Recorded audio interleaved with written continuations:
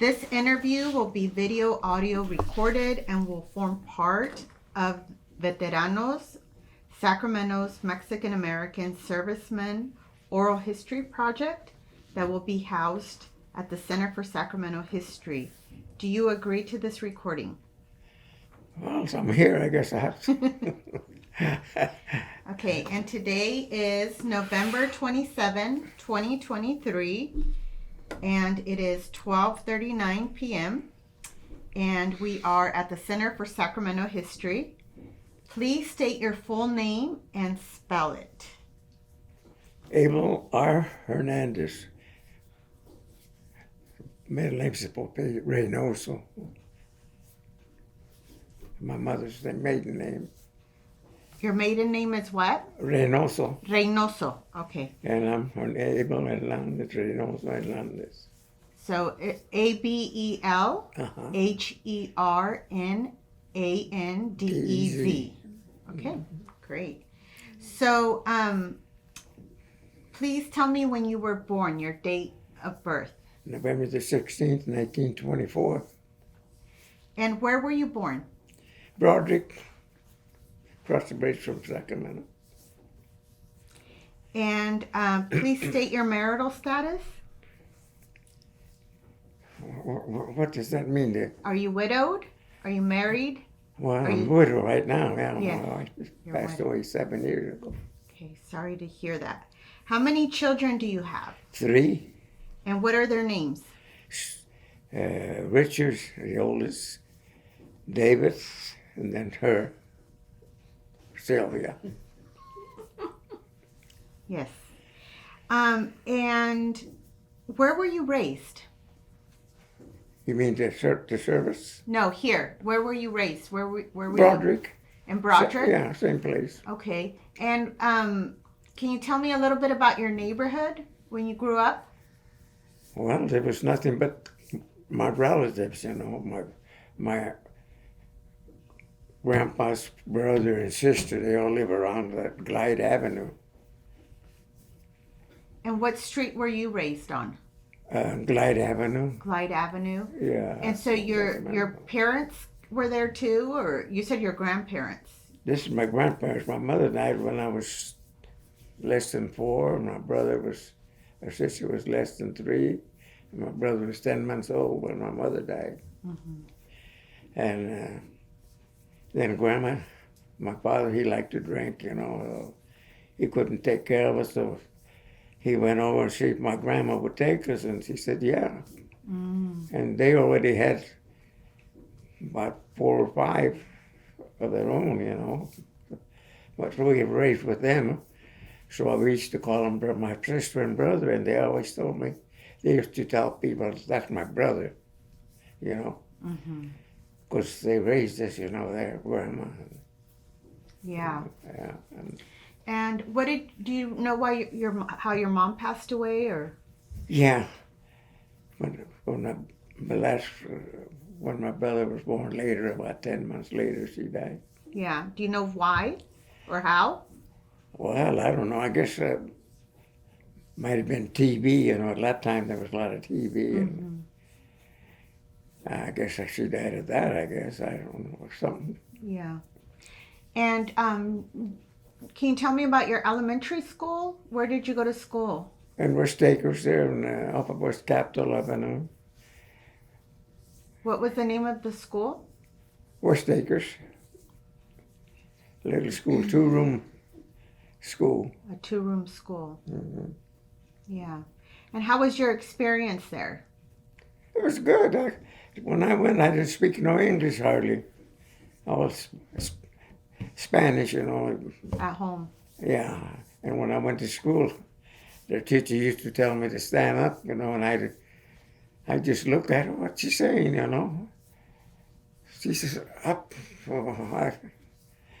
But pretty soon I started learning more English, and then I could talk to, you know. But when I went in, I didn't know. Mm-hmm. Was it mostly Mexican kids that went to that school? Or? No, there was mostly American people. Mostly American. Like, Yeah.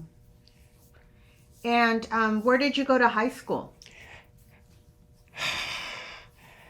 I went to high school to Woodland for 1 month, and I quit because I couldn't get it, you know. So my teacher there, if you didn't know, then he says, "Who's your best friend?" I says, "He is, you know." And he'd get the paddle and beat you in the butts because I didn't know how to do it, you know, or I didn't do it. So he used to have one of the students bang me, hit me in the butt. Really? Yeah. So that's the way it went. So I quit. I got home, and my uncle said, "What are you doing here?" I said, I can't learn, you know. So he says, "Okay. You don't want to go to school, you got to go to work, you know, because there's a lot of work at that time, you know, the fields and all that." So I started in the fields working. And then I got to be, I went to I was going down Capitol Avenue, that was in the SP, Southern Pacific had a place where they hire you. So I seen that, and I says, "People for hire." I went in, the guy looked at me, he said, "Where, you looking for a job?" I said, "Yeah." I says, "Yeah." He says, "Okay." He says, "How old are you?" I said, 21. So I was 16. So he said, "Okay, you're hired. You got to go to Roseville and board over there. And they have a big building where they had beds and everything. And they cook there. You eat your breakfast in the morning. They cook for you. And after that, when you go on the tracks, they used to take your lunch, and I made it lunch for us. Then we work on the tracks, you know, raise it up or straighten them up. Then I come back at nighttime. We go to sleep there and everything. So you worked for the Southern Pacific when you were 16 years old, starting when you were 16. Was there other young people there, or was it mostly older? Older people, because I was about the youngest one. They're all yeah. And if they were younger like me, you know, but I said I was 21, and I was only. But those other guys, they were of age, I guess. Of age, yeah. And they were there working. Yeah. So. Do you remember if there was any braceros there? It was too early, I would think. Yeah, the braceros just start coming. 42. Yeah. It's coming after that. They come after that. Yeah. So was it mostly Mexican workers that worked at Southern Pacific? No, there's all mixtures. They had Italians, Slavonian, Germans, and all races. All races. Yeah. Including Mexican. Yeah, Mexicanos, muchos. Muchos. And so you're working at the Southern Pacific, and how long did you work there for? Do you remember? Well, I worked just a little bit. I went there. They sent me to Wheatland, so I had to stay over there in Wheatland. And I used to, they used to come and pick me up and go with them, you know, my uncle. He used to pick me up, and then I could go to work, or I forgot it. I think I was working with a Greek over there. He was the boss. And he didn't want me to quit. He said he had 2 girls, nice-looking girls. That he said, I said, I got to go, you know. So I think I quit, you know, after that, you know. But he didn't want me to quit, so. Yeah. Then I had no more job for a while, you know. So what did you do? Did you stay at your grandma's, or? I was still with Grandma, yeah, Grandma's back. And then I worked in the cannery, Del Monte on 16th Street. Libby's or Del Monte? Del Monte on 16th Street, yeah. And what did you do there? Oh, they had the big table like this, and they had pans for the ladies to, I don't know what they did with them. And then they go around, and I have to put another pan with there for, you know, empty. I did that for a while. And then sometimes they send me down to, in back of Del Monte, they had the track where the trains used boxcar come in and they had the cans, And when we had to get in there and go like this and shoot, put the cans to go up between the cameras, that was they were going to use them to put food, I mean, like peaches. Peaches. Yeah. So you doubt the Tomatoes. tomatoes, yeah. When you were working in the fields, what did you pick?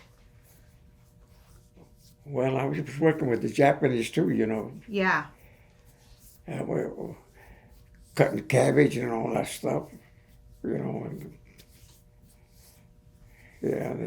So you worked in the fields, you worked for the Southern Pacific, and then you worked for Del Monte.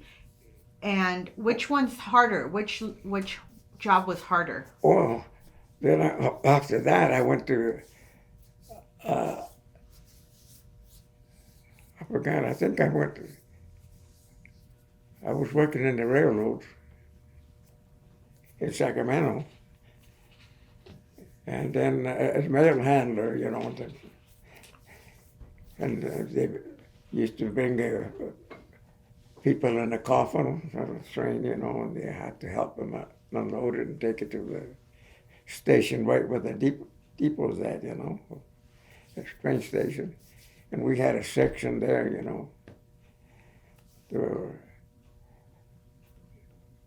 where we used to get in there and talk, and the boss. So then I got that job and I was working there, and then I met my wife, and then I used to go, I used to go see her. And I stayed there till about 8 o'clock, and I was kind of sleepy. Then I go to the depot. Where we work, And I used to go to sleep there, And I tell the boss, wake me up, At 12 o'clock was working midnight, 12 to 8. So he used to wake me up. I'd be sleeping there in the old bench. So I did that till they called me in the service. So you met your wife, and how old are you when you met your wife? Well, I was 17, I guess, because I told those guys I was 21, see? But I was pretty close to 18. That's when he called me to the service. Okay. Yeah. And did you get married before or after? After. Okay.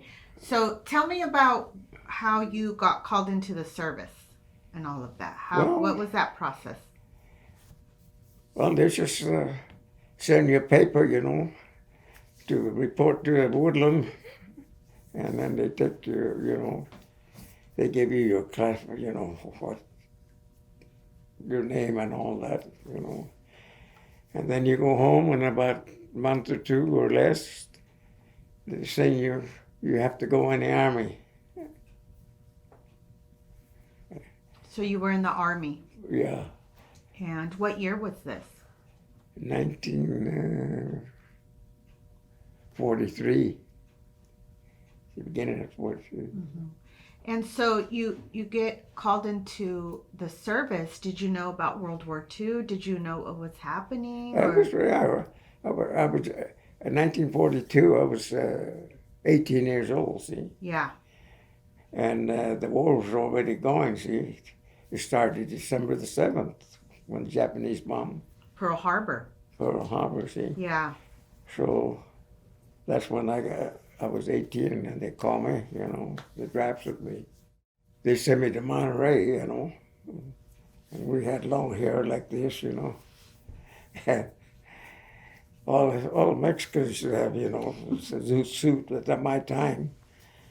And I got over there, and I had more friends from Sacramento that were my gang, So we were in Monterey, and I went to the barber shop. He said, okay, go get a haircut, I told the guy, just trim around a little bit, Yeah, okay, boy, room from all Baldy. Well, I had wavy hair, nice hair, a lot of it thick, now it's falling all out. So anyway, they cut my hair, all baldy, all of us, all the Mexicans had long hair when they come out, they were like this smooth. So, yeah, I tell the guy, just trim around, Okay, sit down. Oh my Lord. So that was it. And then we stayed there for 2 or 3 weeks. Then they shipped us out. They said, "You go to Missouri, Fort Leonard. This guy goes to Southern California, or someplace, all different states." So I ended up in Fort Wood, Leonard Wood, Fort Wood, Leonard Wood, yeah, something like that. And Where's that at? Is it in in Missouri, California? Missouri. yeah. That's close to Rolla, Missouri. That's the little town closest to the base. So we went there, and we had all mixtures on there, Yeah. except What did your grandma say when they drafted you? Did she tell you anything? Did she say take care or? no. When I went, I asked him to have some money, out of my check or whatever, for hers to, how much. We used to get $50 a month. Yeah. And then from there, I don't know how they did it, but they used to send a little bit to I call her my mother. She was my grandma. And That's nice. they used to send some, I guess. I don't know. Yeah. I told them to, And they did that. And then we had my training there, and we didn't have enough rifles to go around. They used to have little guns like you played when we were young, made out of wood, just like that. And that you pointed at the target, We didn't have no rifles because we didn't have enough. In Missouri. In Missouri. When you're going through basic training or something. Yeah, basic training. Yeah.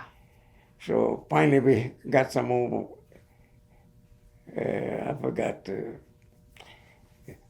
Had about 6 bullets or so. I forgot, not too many, Oh, God. The rifles. Yeah. And my Sergeant Winters, he was all Army, And they gave me that old rifle, and when we come back from training, and hiking and all that crap, he used to make me clean that rifle, We never fired or nothing. And I had to clean it, I'm cleaning. He comes over and looks, that's dirty. Well, I couldn't clean it, it was all pitted. So he used to be in my butt to clean that rifle all the time. But the rifle, when it's pitted, you can't do nothing. That's why you have to clean it so it won't get like little, like scratches or something in the barrel, So we had our training, marching up and down over there. Yeah. So during World War II, they had some segregated units, like for African Americans and Japanese American. But go ahead, tell me. Yeah, we had everybody, all races in my company, but no blacks. They had their own camp. We were here, and they were over there, about half a mile. You could see their camp, and sometimes they go by our place, and you see a little white boy, lieutenant, marching with him, and they're all black, marching like us guys, Yeah. But they didn't. They were Segregated. Yeah. Yeah. So did you experience any discrimination in the Army? I mean, had they seen Mexicans before? Well, over here in Missouri, Yeah. I went downtown, in Springfield, Yeah.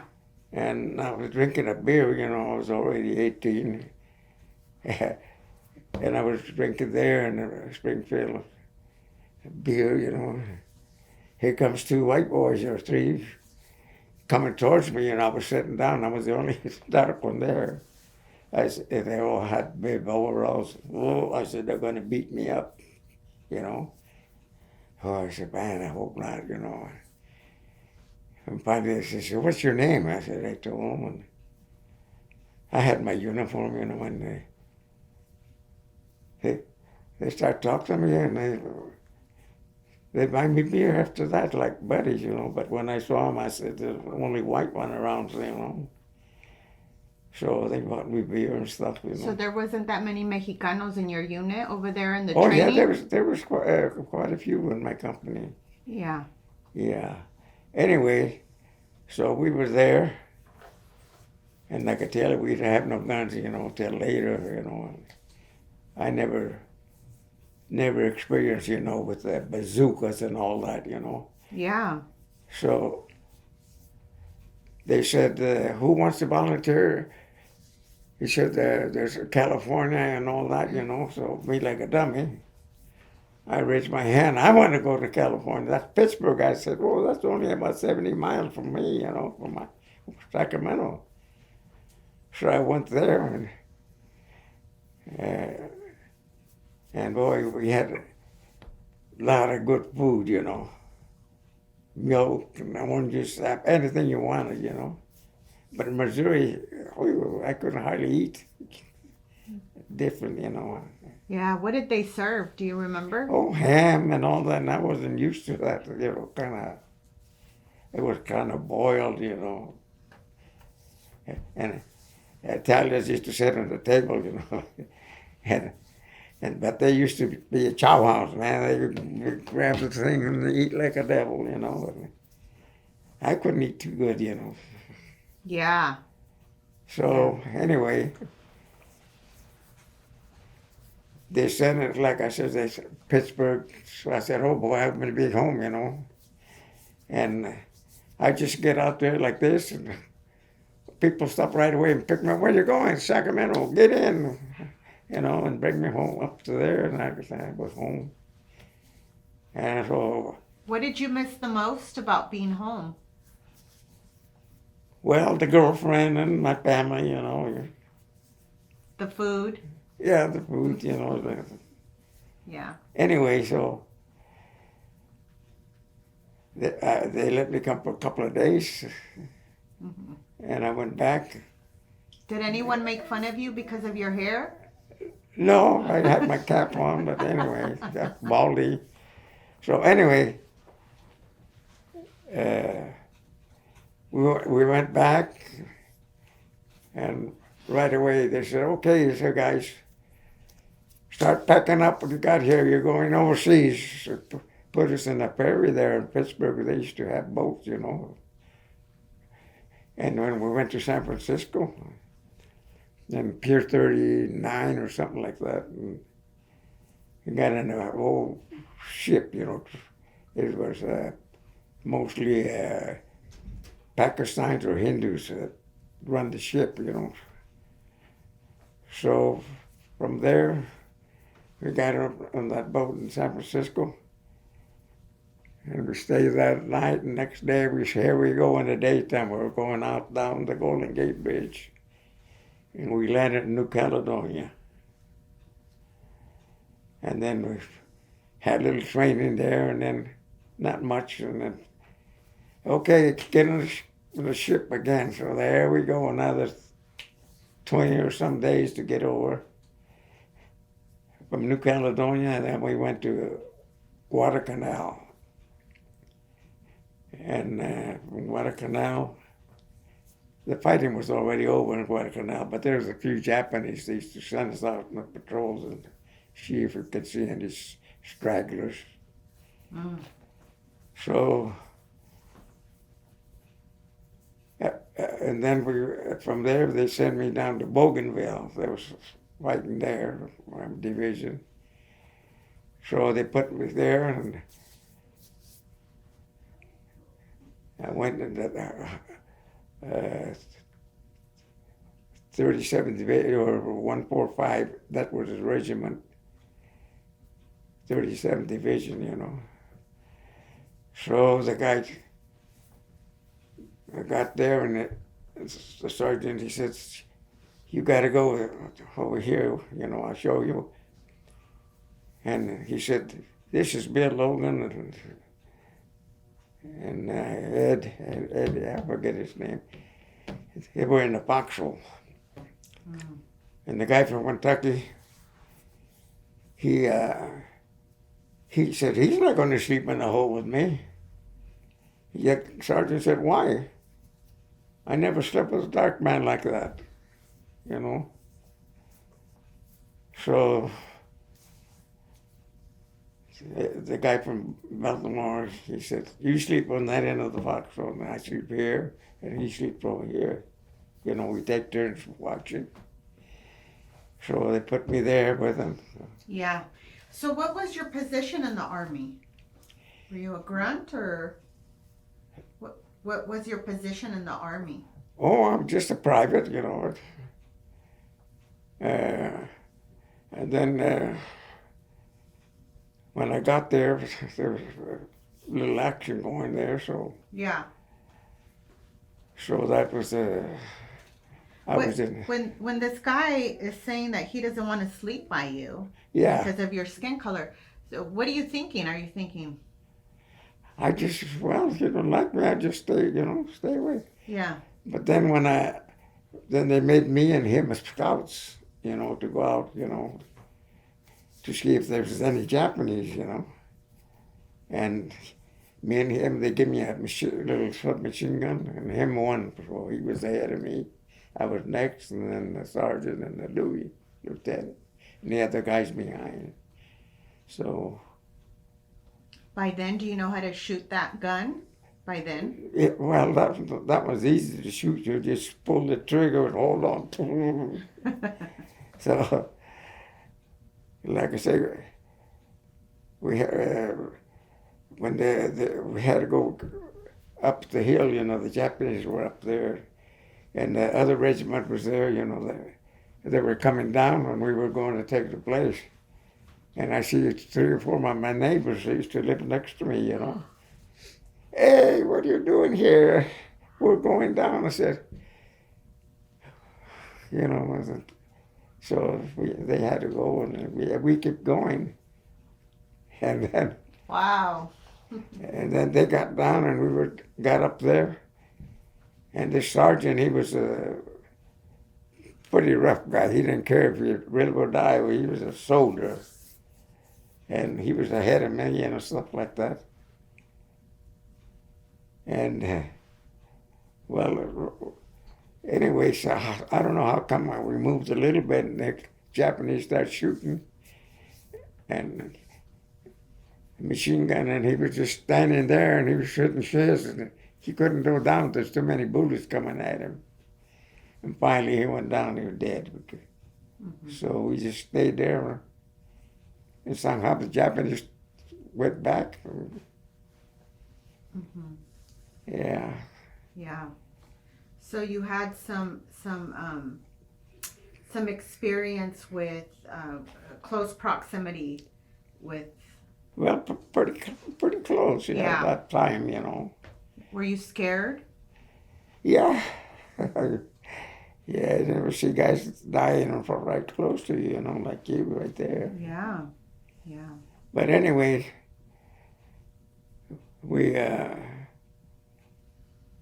with an invasion of the Philippines, that was January the 8th, 1945. We started out from Bougainville, you know, and there was hardly no ship. We were all by ourselves going in a transport ship. One day you wake up, there's 10, 20 ships. Next day you look again, and man, there was, I'd say at least 75 aircraft carriers, these the biggest, you know, cannons, you know, from the ships, you know. So And then we got off. We got on the boat, you know. And he said, "Okay." They stayed back there, and then we had to get up from the ship on those ladders, you know, ladders to the landing barges to go into the beach. And Japanese were coming and shooting the airplanes right up, shooting at the aircraft carriers and diving right at them. You know, we were right close. You know, down goes the Japanese ship next to the aircraft carriers, and they were shooting like a devil. So they took us down there. We landed on the beach there, and the Japanese didn't fire till we got up farther in, and then we keep going, and then we were in Manila, you know. Did anyone from your unit die from the shootings, or? Oh, a lot of those landing barges, a lot of them got killed. They didn't make it over there. In the Philippines? Yeah, in the Philippines, yeah. More dangerous than where they had sent you before? Oh, what worse? Way worse, yeah. So we kept going. I don't know. We landed, and a lot of guys didn't make it when we landed, you know. There's so many barges, you know, to get off. And the guy they had a guy driving the boat and a guy with a machine gun. He was shooting, you know, while we were in the boat. We landed, and then we kept coming. And they were firing at us, you know, before we landed, and they took off because there was a lot of big guns shooting at them. So finally we got to Manila, right at the capital of Manila, right in the city. Yeah.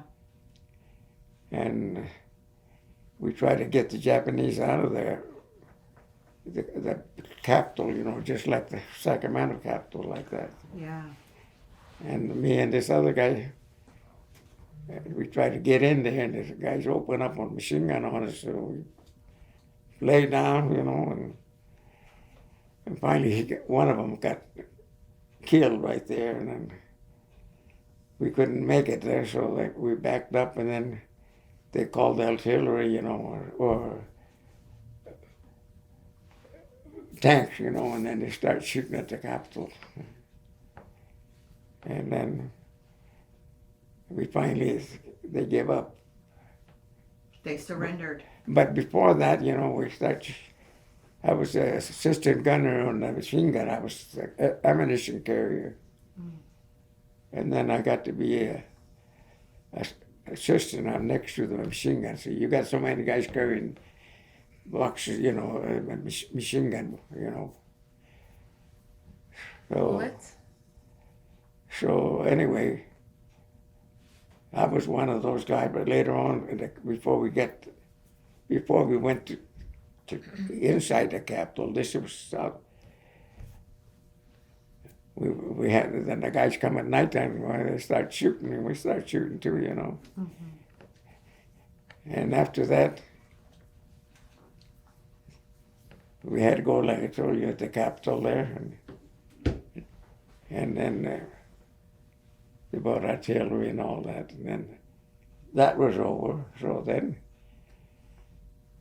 we stayed there a little bit, and then they sent us to the mountains again, you know, and there was a lot of Japanese over there. In the Philippines?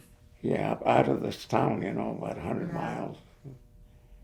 And they took us in truck, and then we had to go up that hill. It took us quite a while to climb up that way. Tell me about the weather there. Is it sticky or hot? Hot. It was hot. Yeah, and it rained almost every day. Almost. Like a jungle almost, huh? Yeah, well, but we were out there in the mountains, you know, away from the city, and that's where the Japanese were at. Yeah, yeah. So they sent us down there, and it was bad, man. We had the Japanese start shooting, you know, and man, a lot of our kids got killed and all that, you know.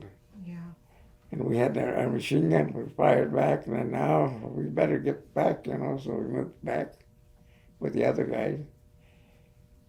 And that's where we had Yeah. Did you get wounded or? I never did. Qué bueno. Yeah. I never did. We were shooting and Milagro, yeah. yeah. Anyway, we got there and we got a lot of wounded guys, and then the medic passed by us, running. I can't stand it, and he took off. I never saw him no more. He was our medic, and he ran down the hill. And I never saw him no more. He was too much. It was too much for too him. much for him. Wounded to patch up, But and then Japanese started shooting again, and I was with that machine gunner, and then we get wounded. I have to take over, And before that, he was here, machine gunner was here, and I was here with my pocket laying down. And machine gun bullet or a rifle hit my box and it catch on fire where I had my belt, for the machine gun, and it started to burn. I thought, if it hadn't been for that box, I would have been dead. It would have hit me right here. That's true. But that box took it all. Yeah. It started to burn, Yeah. So that was one close call. Close call, yeah, for sure. Yeah, I had quite a few close calls. Yeah. But what do you think got you through that? How were you just thinking I got to get home, or what got you through those difficult times when you're being fired at and? Yeah, and like I say, and then we were shooting, and then we got out of there. And then we went down. The Japanese not fired no more, so we got our children. They quit fighting, so we went to another place, and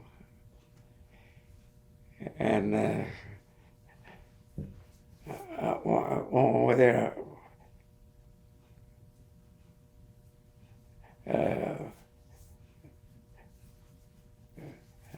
in the same place, or another one, and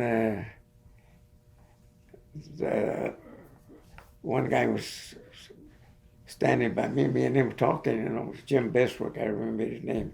He was about 35, nice man.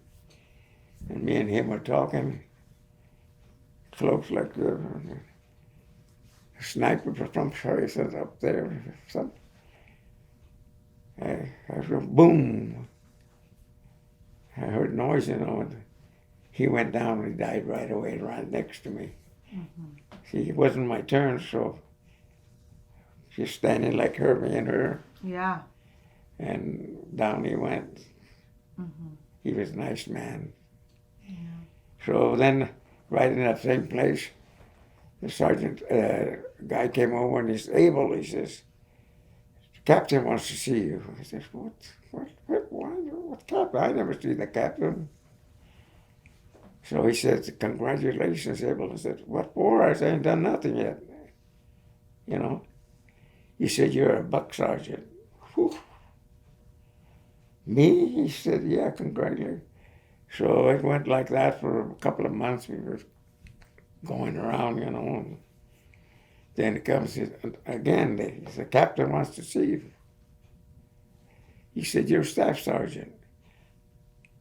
I said, why me? He says, you've been here longer and you're still alive,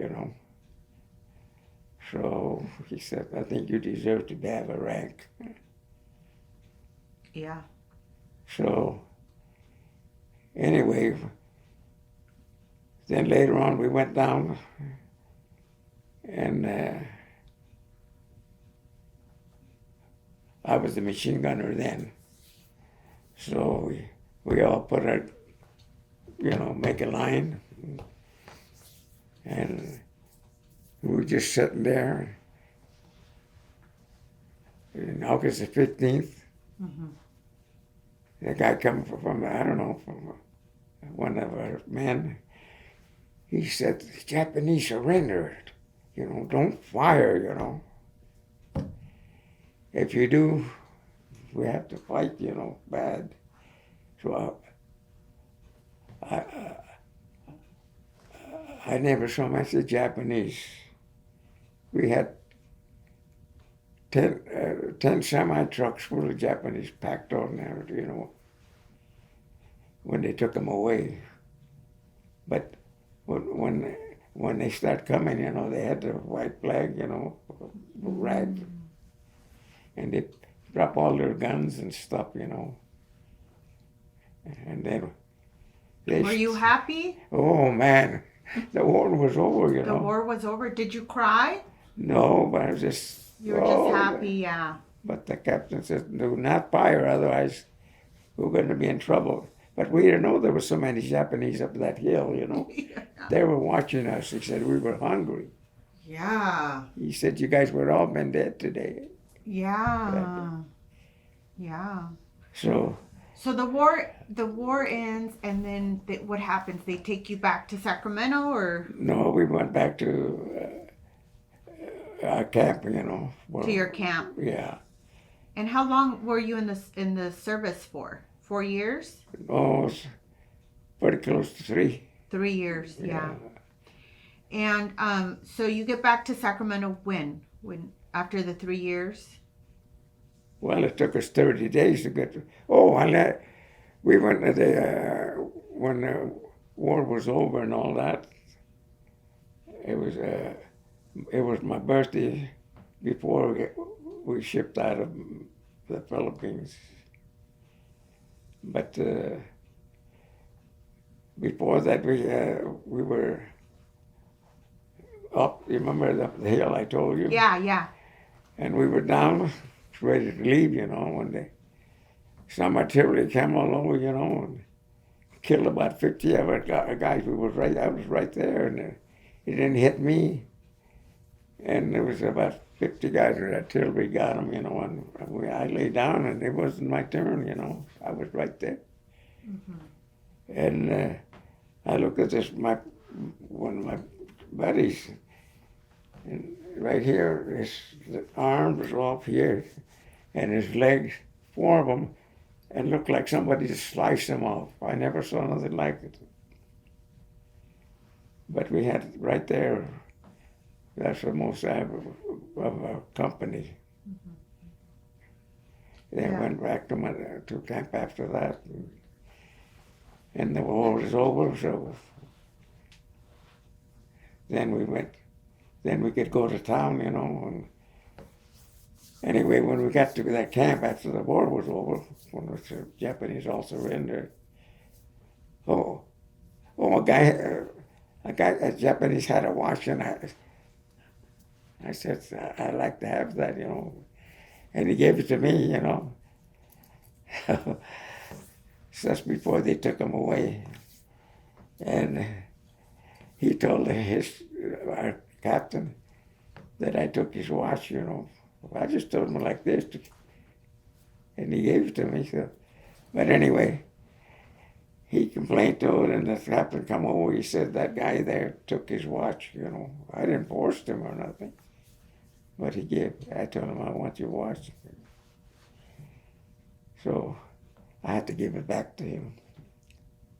But then anyway, the war was over, and we were at camp there, and we go up to Manila, to drink and everything, And my captain, he was in the Jeep, and I was going to Manila. He said, where are you going, Abel? I said, I'm going to Manila. He said, well, I'm going over there. Get in my Jeep. He took me down there, and we stayed 2 days. We had a place where you could take a bath and sleep there. So he was nice to me, that captain. And he had a pair of nice shiny shoes. I said, Captain, where you get those here? Or... He said, yeah. I said, I'll get you a pair. What size you wear, So I told him. A week went by, and here he comes. They called me over there. I got your shoes, man. I was sure lucky I had dress shoes. And then that way, we shipped out of there. And then we landed we left there before Thanksgiving. I was already 21. And then So what did you drink? Did you drink beer or Beer. did you drink beer, liquor? no hard liquor. Yeah. Anyway, we got on the boat before Thanksgiving, and it took us 30 days to get to San Diego. We landed there, and then we got off. We got in there was a train there, with the passengers, And we got off the ship, and then it took us, I think it was, I don't know, a Marine base over there. They took us there. Yeah. They took us in the train. Camp Pendleton, I think it's called. Something, I don't know. Yeah. It was San Diego. Yeah. And it took us, we stayed there a couple of days, They took everything down. No, not everything down. Anyway, so we got off and we got on the train, and it took us down to this camp. We stayed there a couple of days. Then they put us a boat again to San Diego. We covered the trips to San Francisco. And then we landed over there where we left. And we got on a bus and went to Camp Bill. And we got discharged, Yeah. But, Did you get any medals? I got just a empty badge and, other stuff. Yeah. I could have got Purple Heart, but I get a scratch, and the guy says, go get a Purple Heart. I said, no. I says, I don't want it, All these other guys get killed and they get the Purple Heart, and I got a scratch, a little bit scratch, something there. So I told him I didn't want it. Yeah. I said, guy gets killed, and they get the same medal, and I thought, different, yeah. Yeah. So now I don't know. Do you know what PTSD means? PTSD. It's like it's called post-traumatic stress disorder, and now they talk a lot about it. Like people who've been in the army or they've experienced war, they have a lot of trauma, like nightmares. Oh, well, at first I did when I got home. Yeah. Oh, I forgot to tell you. Yes. There was a Japanese in a hole. No, first it was me. We were in a field. That was in Manila. And the grass was tall like that, And we were all going, my company, in that field. And here's this Japanese. I saw him and he saw me. I didn't have a machine gun, then I had a rifle. And me and him, he looked at me and I looked at him. And he didn't fire and I didn't either, so I took him prisoner, But he could have killed me, like we just froze, we just looking right at you. So Yeah. I took him back and they took him away. Yeah. Yeah, that's the closest I ever been to. Yeah. Yeah, but. And then there was another one, I forgot. He was in the foxhole, and our company we were all there in the road, and he was in the foxhole. And this is all in Manila. And I see Japanese to come out, surrender, and he did. So he put a grenade or something and blew himself, and I got brains all over my fatigue clothes. And there was no water to clean me, so I just cleaned the brains off of me like this, Yeah, you saw a lot. You saw a lot during your army during your stay there. I mean, that's a lot that you saw. Oh, So you said that when you got back, you had nightmares a little bit, I or used to dream about that they captured me and all that stuff. I'd wake up. My wife says, What's the matter with you? I said, I don't know. I'm dreaming about the Japanese captured me, and stuff like that. yeah. And so you came back and you got married right away, or 6 months after. 6 months, very quickly. Yeah. And you live where when you get married? Oh, we rented an apartment in Sacramento, 8th and O. In the Washington neighborhood? No, right here. Yeah. Yeah, around there. Right off the Capitol, about 3 or 4 blocks, MNO, B Street. That's where we lived there. And you start having children right away? Yeah, pretty quick, yeah. Yeah. And she waited for you? Yeah. Same girlfriend, huh? Yeah, I thought she was gone. Like I used to get the Dear John letter, and they were, oh man, my girlfriend got married. They were all heartbroken, Yeah. Son of a gun, she got married. Oh, God. So I didn't get no letter like that, so. Yeah. She was still around when I come back, so she used to write to me all the time, but Okay. maybe she had other boyfriends. Where did you get married? Did you get married in the church, or? Church. Do you remember which church? The one on, the main one, Silver. What's The that one? cathedral? Yeah. The one downtown about 10th or 10th Street there. Yeah, that sounds like the cathedral, yeah. And so then what do you do for work after you get back? Well, I didn't have a job again because the job I had, I didn't know about no military leave, you see, that I was going into service. So I just told my boss, I'm quitting, I have to go in the army. And he didn't say, if you would have told them, they would have given me, my job back. Yeah, when you got back. So I didn't have no job, so I started messing around, picking up, I got a little job picking up people's junk, stuff like that. So then I went back to the railroad. I went to the depot, and they said I didn't have no job.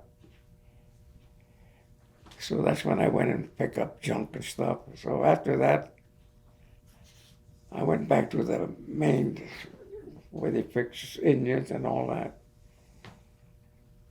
And I went in the office there, and I said, I'm looking for a job. He said, was you in the service? I said, yeah. Well, he said, you bring it and we'll give you a job. So I went and I got my discharge, and they gave me a job, and I stayed there. And I was a blacksmith helper. And then I made a blacksmith, We had the biggest steam hammer, 10-ton steam hammer. And we had to draw the axles to about that thick in a square about that big, And I worked on that one for a while, and I was scared, because I had to get the hot axle and put the guy that was there, and he pulled it down, We get in the steam hammer, and boom, boom. You could feel it, The vibration. The vibration Yeah. away from there. Yeah. So I did that, and the person, Bill Rhino, he was the hammer operator. He knew I never did that, so I pushed down that hot metal, and he hit it. He stopped, and then the guy, we pulled back a little bit, and again, and we used to draw it and make squares like that, So Bill, he used to stop when if he either wasn't straight or something, he wouldn't do it. So that saved me from getting hurt. Yeah. Easy. You can't make mistakes on that job, huh? So anyway, then I worked there, but I think 1960 they laid me off. So then I said, well, I got to look for another job. And my neighbor was working construction. Go down there, maybe they give you a job.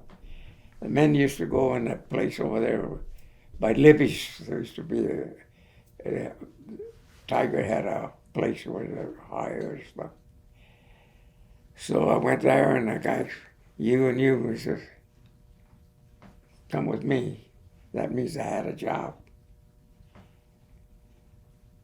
So the guy, he picked me up, and I went and worked. Mm-hmm. And then he said, "I don't have no more work for you," so I go back in the line over there. And that guy picked me up. His name was Nick Basut. He was a baseball player for the Solons. So he was the boss, and he picked me up.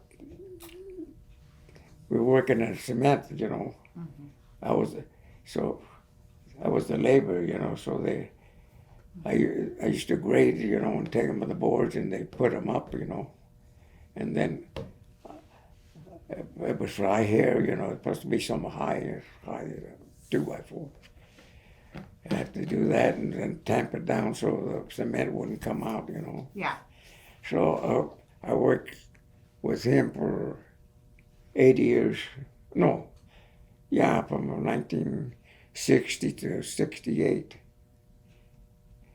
So he gave me the job, you know, and I had a job with him. So one day in 1968, he said, "Abe," he said, "I ain't got no more work for now." So the SB called me, and I took off, you know. I said, "Well, I'm going to go to the railroad," and I stayed there. And I got my pension. Like I said, I worked in levies. I used to, when I was working the railroad, I used to go work night and day, you know.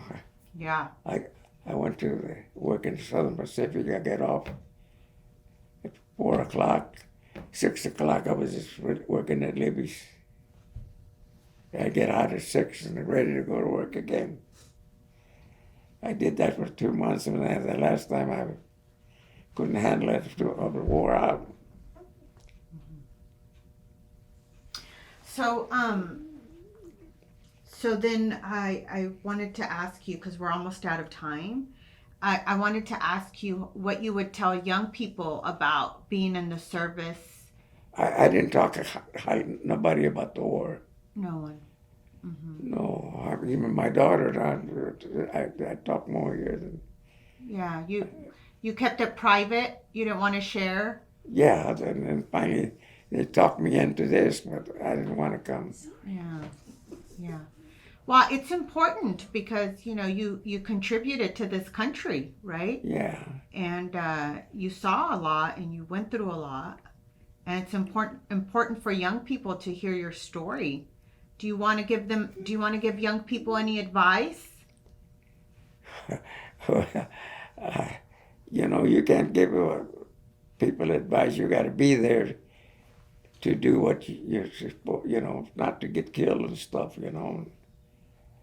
And take care of your buddy too if he gets wounded. I had a lot of guys from here to here, but they got killed, and I never got killed. Mm-hmm. The Japanese come at nighttime, you know. Yeah. In Manila over there, and they fired and everything, and I never got hurt. Yeah. Cristina, you had a question? He said he shook hands with General McCarthy. Did you shake hands with General McCarthy? Oh, no, I didn't shake hands. He was, but a little bit farther away, in Manila. Was the river, and he was out in the back and started talking to us, you know. MacArthur. MacArthur, and I could hardly hear him, you know, because he was just quite a ways, you know, the river. Yeah. Are you proud of your service? Yeah, I was happy. I made it back. I'm more happy. Yeah, really. Yeah. Yeah. And you were married for how long before your wife passed? Well, we got married in 1946, and she died in 2017. 2017. So I was married about 76 years. Because my son, the oldest one, he was born 1946. He's 76. And the other was, we had next right away. He was born August the 24th. Mm-hmm. And did they go to the service? Yeah, both of them went. Both of them. My They were in boy- Vietnam? My boy went to Vietnam, the oldest one. Mm-hmm. And the other one, they sent him to Korea. Mm-hmm. You know, Yeah, maybe we can interview them. That brother told me, my brother David, that he's the younger one. They were getting ready to ship him out to Vietnam, but he kept hearing people talking, saying, if you have a sibling, older brother in Vietnam, you don't have to go. Right. So he kept hearing that, so he went to a payphone and called my mom and said, where's Richard at now? Where is he? And she said, he's in Vietnam. And he's like, amazingly, she was home when he called because they were going to go. And he told his sergeant or whoever was in command this information, and he didn't have to go to Vietnam. Yeah. I don't know how long he would have had to stay there or what would Yeah. have happened if he had to go. They thought the burden was too heavy on one family, so that's a way that they lessened the Yeah. burden, right? If they're two siblings, if they lost two. Yeah, I think that's it. Thank you so much. like I say, it's more, but I can't remember, you know. Oh, you did great. And like I say, it wasn't my turn to die. Like I said, this guy, my friend, was here. Yeah. He went down, and I didn't. And remind us how old you are. Huh? How old are you? Me, 99. Yeah, old man.